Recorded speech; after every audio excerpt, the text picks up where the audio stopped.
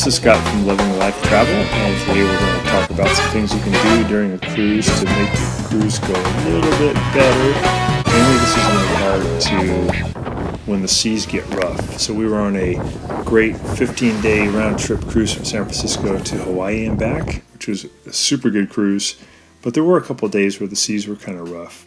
And this product they call Dream Water. You can drink this before you go to bed. It just makes you really groggy, and you're more likely to be able to fall asleep because there's a lot of creaking noises in the ship during the nights where the seas are bad. The melatonin pills also are effective if you take a couple of them before falling asleep.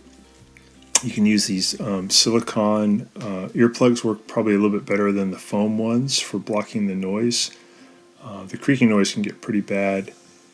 And then here's just some pictures of the waves that we saw during the cruise, and most of it was really a smooth, nice cruise, just a couple of days where it got bad. You just want to plan for that and be ready so that you can enjoy the cruise. And here's the swimming pool when we were out, probably right in the middle of the Pacific Ocean on one of the more stormy days. And a lot of people are getting seasick, so if you think it's going to be a bad day and use these Dramamine pills, it can help you to not feel as bad. We found that the sliced green apples really helped a lot, and also ginger ale made quite a difference, so eating something like that really helps.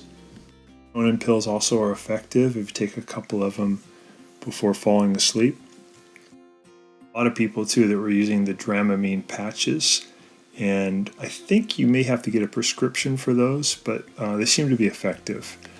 One thing that we noticed, something we bought on the ship, was these acupressure wristbands, and they did seem to work.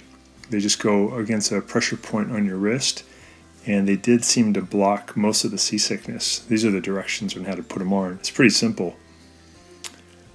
But this allowed us to have a much better cruise.